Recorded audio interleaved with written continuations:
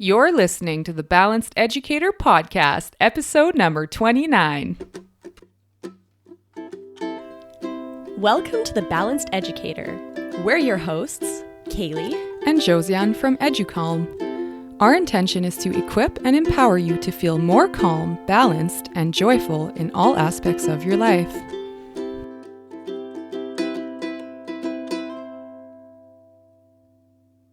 Hello, everyone, and welcome to the Balanced Educator Podcast.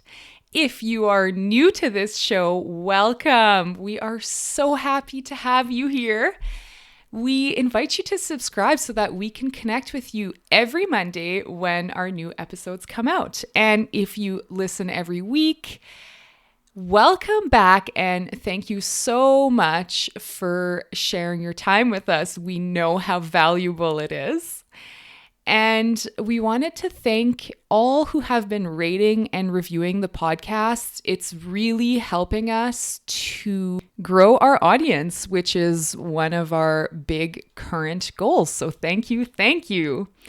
Today we are chatting about time perception and how we feel about the word busy. And during this episode, I apologize in advance because our dogs decided to start playing outside really close to a window where we were recording. So you may hear a little barking, and hopefully it doesn't bother you too much. Now, before we get into the episode, we'd like to share a book that we absolutely love with you. It's called Making Sense of Mindfulness, and it is written by author and mindfulness coach Keith McPherson. Keith McPherson was on the show a month-ish ago. In his book, he breaks down mindfulness into easy to understand and to implement principles. We absolutely loved how Keith makes mindfulness so easy and simple. This book is perfect for anyone new to mindfulness and also anyone that wants to dive deeper into living mindfully. It's also perfect for anyone who plans on starting a mindfulness practice in their classroom because it'll really help you to really understand it on a deeper level.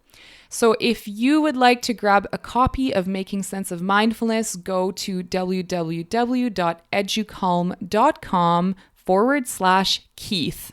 And that's EduCalm, EduCalme. When you purchase Keith's book from this link, it helps to support the Balanced Educator Podcast at no extra cost to you. So how fun is that? We would also like to let you know that we will have, and we're so excited for this, we will have a free online workshop for teachers on August 29th. There are 2 options of time, and on September 6th. So fun. This workshop is called Teachers Say Goodbye to Meltdowns and Say Hello to Self-Regulation. 5 steps to starting a mindfulness practice in your classroom with success. So again, it's a free online workshop, and you can join by going to www.educalm.com/workshop. So that's EduCalme. And at the end of the workshop, you will feel ready to start a mindfulness practice with your kiddos, and you'll have all of the tools to do so. We'll see you there. Now, let's get the show on the road. So, what is the beef with the word busy? Tell me everything. Well, I think the reason that I really don't like using the word busy is because it makes me feel disempowered. It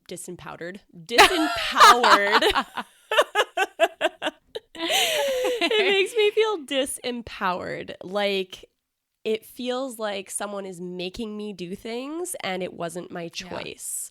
Yeah. And like I'm a slave to my to-do list or to my schedule, and that it wasn't me that made those choices. Yeah, and that's kind of what it sounds like when someone asks you, like, what have you been up to lately? Or how are you? Oh, I'm busy. I'm so busy. And you always take that as a bad thing. Yeah. Like it's bad to have a full schedule, which maybe it is for you and maybe it isn't for you. And I think that really depends on what you're putting into your schedule. And regardless, either way, you're the one who filled it. Exactly. No matter what you have in your schedule, maybe you've scheduled sitting on the couch for 3 hours and maybe you've scheduled, having 3 meetings in a row.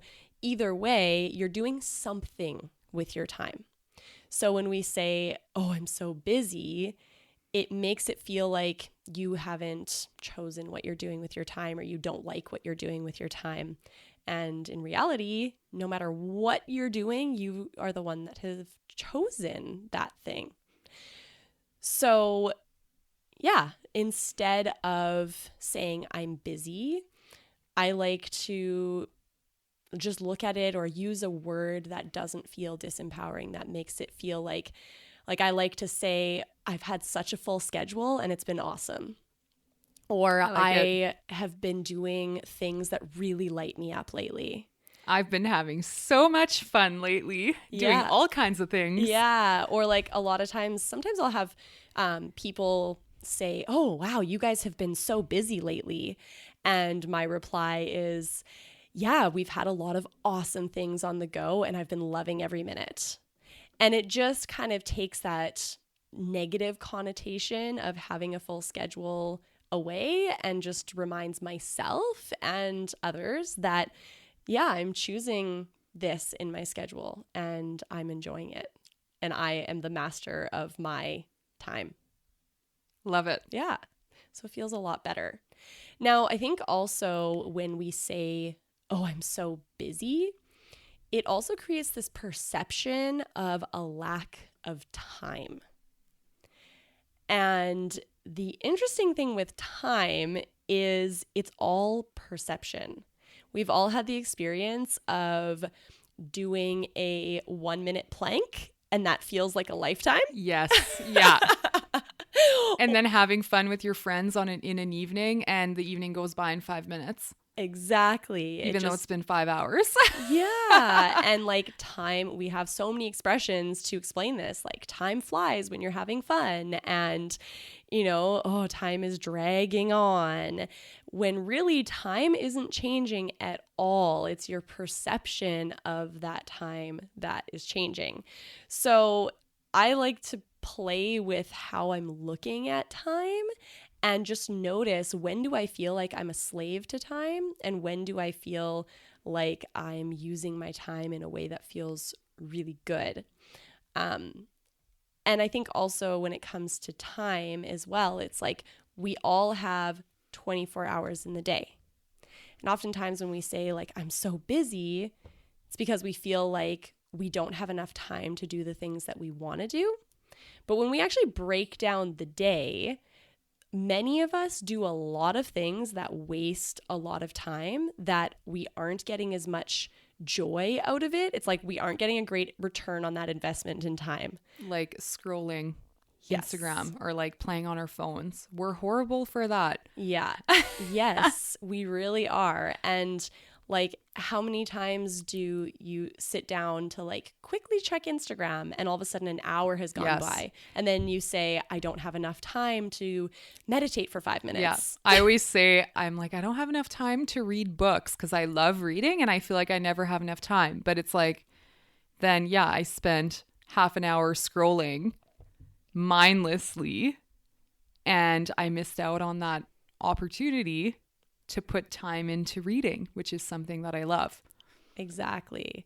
And so I feel like whenever someone is saying to me, I don't have enough time to do the things that I want to do, now my first reaction is like, okay, well then how are you spending your time? Like, can we find time somewhere?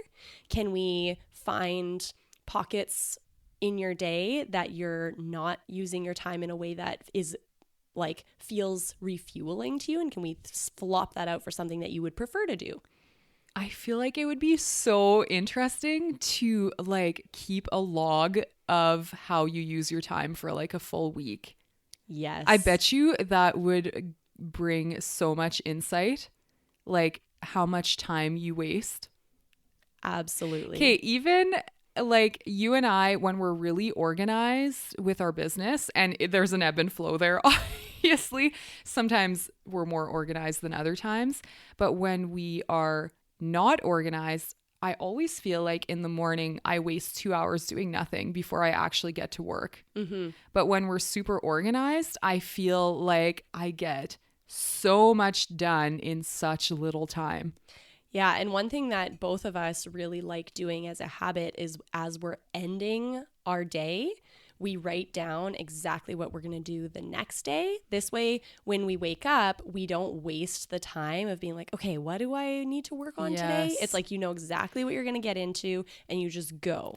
And that's a habit that I had as a teacher as well. I would have my planner where I would write down whatever I'd be doing that day with the kids, but always before I left at the end of the day, I would jot down the few things that I wanted to start my day with, because I always got to school like maybe half an hour early. So just like the couple things I wanted to do as soon as I got there, I would always write it down or like highlight it somewhere in my planner. And I found myself to be so much more productive than the few days where I would forget to do that or I got distracted, because I would get to school and I would be like, I don't know what my day looks like today. Yeah. So I don't know where to start, you know? Yeah. And then you feel a little bit lost for a while and yeah. You float around and then you start scrolling.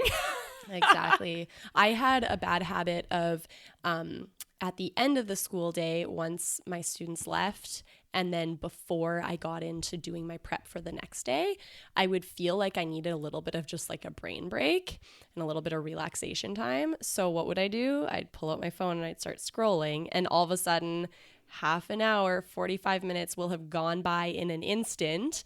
And then I'm like, and then I'm getting home later because I was wasting time scrolling. I could have much better used that time to do a 5-minute meditation or just get up and take a quick walk.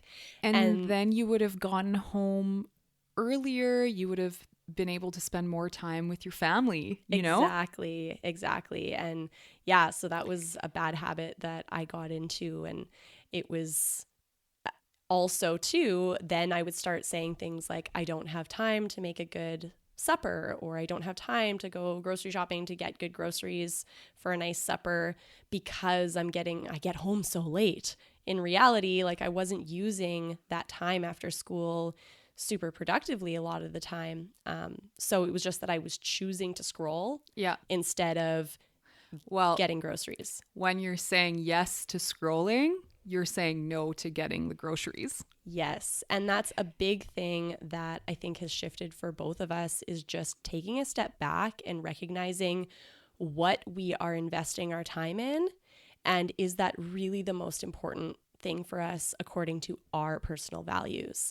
Like for me, one thing that has shifted a lot with mindfulness practice is I used to spend like a lot of time in the morning putting on my makeup, doing my hair. I really liked to look good. I really enjoyed putting on makeup. I liked to do different hairstyles every day. That was really fun for me at that point in my life.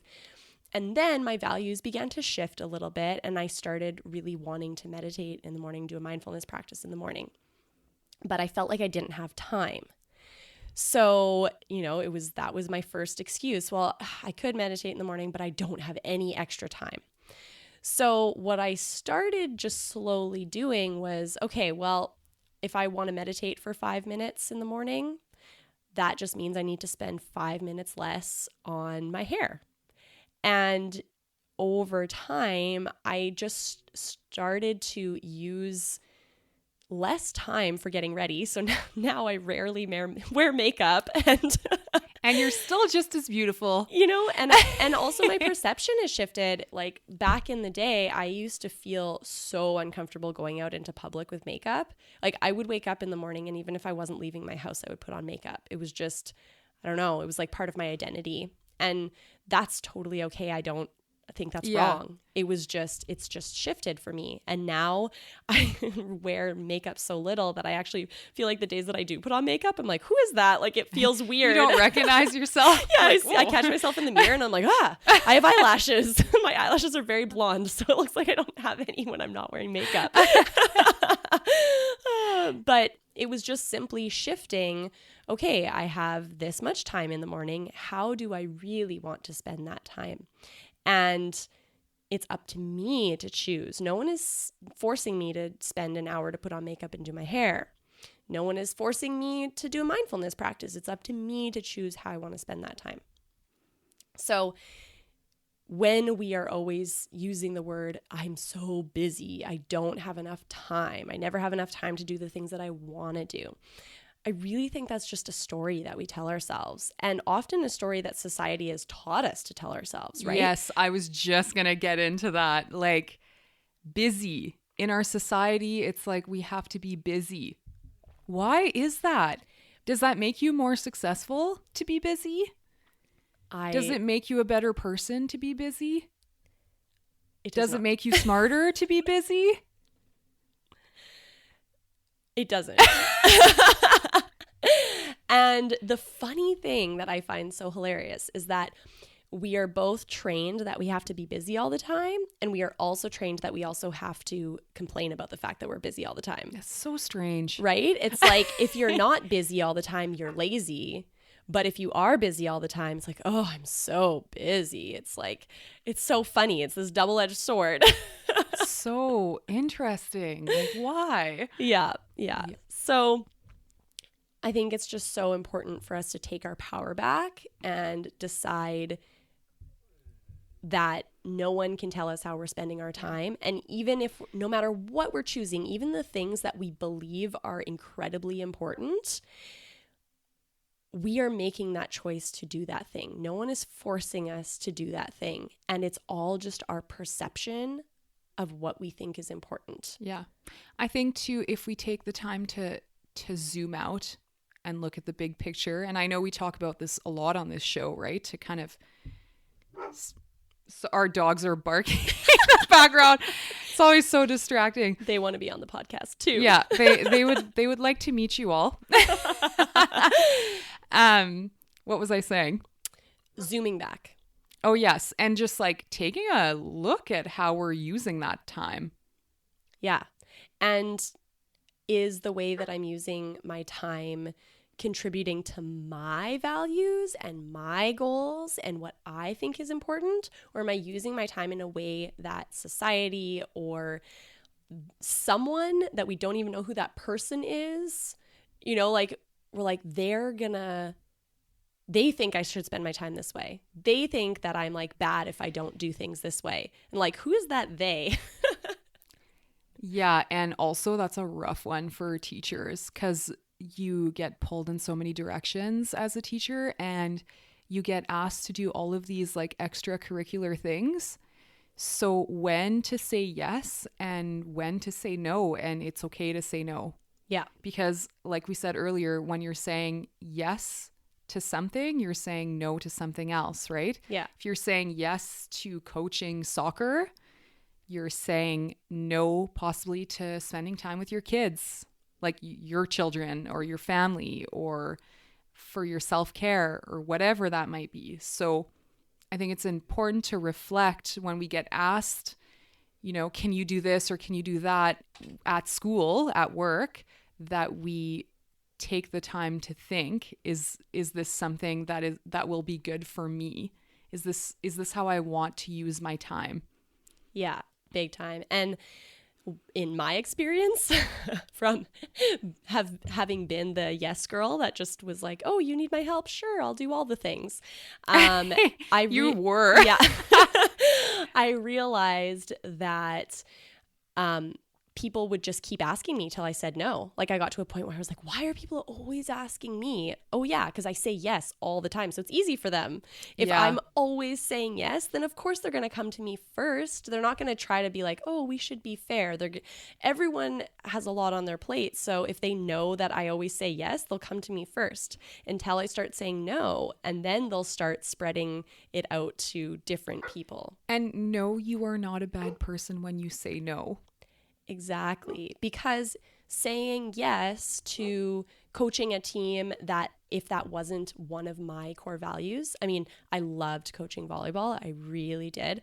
But if I was saying yes to the things that weren't as important to me, that meant I was saying no to prepping for the next day and making sure I was prepared. That meant that I was saying no to eating healthy meals.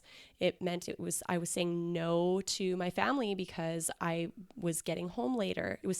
Sometimes it meant I was saying no to having a weekend because there was tournaments on the weekend. Yeah. So, and I didn't look at it like that at the time. I just felt like a victim that I just had so much on my plate and oh, poor me. And it took me a while to realize, like, okay, I'm the one that chose this. Yeah. I didn't have to do this. You have the power. Yeah, I have the power. The power isn't in someone else's hands to choose my schedule. The power is in my hands to choose my schedule. Yeah. You have the power. You've got the power. So good. So I think the homework here, which I've been working on, this has been a work in progress for many years for me, and I still catch myself saying it. But to just catch yourself saying the word busy, just watch yourself and catch yourself when you're saying it. And now it's funny because I'll still say it sometimes, but when I say it, it's like I'll be like, oh, I'm so busy. And then I'll just add doing the things I love or something, you know? So it's like I'm still working on it. Yeah. So, but yeah, try it out. Yeah. Let us know how it goes. Yeah. And maybe come up with your own saying that you prefer to use instead that feels more empowering. And let us know. Yeah. All right. I hope you enjoyed the show. It's always so fun to talk about time perception. And your exit ticket today is to go to www.educalm.com/workshop. That's EDUCALME to register for one of our 3 upcoming free online workshops. Teachers, say goodbye to meltdowns and say hello to self-regulation. 5 steps to starting a mindfulness practice in your classroom with success. And what are we up to this week? We are continuing our collaboration with one of our big mentors on a secret project. We are getting ready for our online workshops, and we are having an online meeting with our ambassadors. We're so excited to meet them. And of course, we're continuing with the EduCalm teacher course, which is going so well. And we are so excited to kind of tell you more about it, kind of the takeaways. So that's yet to come. We've also created the videos for our mindful movement module for EduCalm Classroom. And now we're working out the details. We're not super experienced with video yet, so we're learning as we go. So it's taking a bit more time, but good thing we have that growth mindset. Lastly, we just would like to thank you so much for sharing your time with us. We appreciate you guys so much. You guys are the best, and we hope you have an awesome week. Bye for now.